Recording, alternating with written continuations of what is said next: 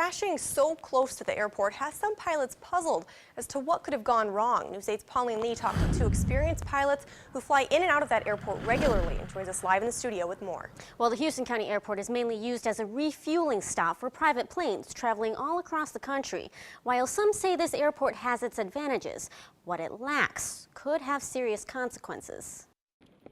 Yellow tape now surrounds the small two-engine plane that still lies in pieces after it crashed Friday afternoon. But the pieces here just don't seem to make sense. It sure does puzzle us, and that's what we're wondering, what did happen over there. It crashed just a mile short of the Houston County Airport. Arnie Benke has used the runway here for 13 years, and from his perspective, it should have been an easy one to navigate on a clear day. It was flat, there was no obstructions, no wind, so to speak, no bad weather, and yet it was just a short distance away from the runway that it crash landed right there. To look out in the field out there, I'm scratching my head. I don't quite understand. Eric Benson has had 2 close calls near this airport in his more than 2 decades of flying experience. He says the airport doesn't allow flying into the runway using what's called the GPS approach, using specific instruments to help planes land safely, especially in bad weather. He says the alternative is much more dangerous. You have to make a series of turns and maneuvers before finally landing. And then you get into that scenario where the plane is banking so hard, you're trying not to slow down, but you end up slowing down some.